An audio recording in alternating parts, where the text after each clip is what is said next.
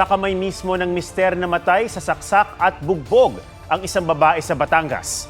Ang mitya umano ng krimen, selos. May report si Emil Sumangi.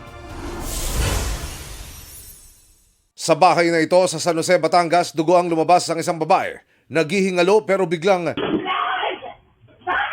hinatak pa siya ng kanyang mister na galit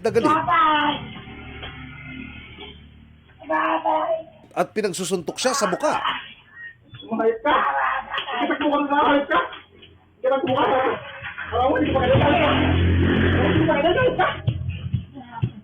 Tingnan mo? Saka umalis ang lalaki, kitang may mga dugo rin sa kanyang damit. Bago pala nito, pinagsasaksak na niya ang misis sa loob ng bahay. Sinubukan pang tumayo ng biktima para makatakas, pero hindi pa nakalayo, nalagotan na siya ng hininga.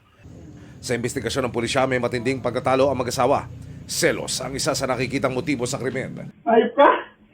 Lalaki ka dito, hayop ka! Ang suspect nasukol ng mga otoridad na gumamit ng thermal drone sa paghahanap. Nagtago pala siya sa isang balon malapit sa kanilang bahay. Nang maaresto ang lalaki, nangihina umano siya.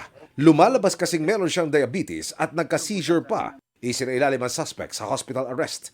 Nakuha ang ginamit niyang kutsilyong may bakas pa ng dugo. Inihahanda na ang pagsasampa ng reklamong parricide laban sa suspect na wala pang pahayag. Emilio Sumangil, nagbabalita para sa GMA Integrated News.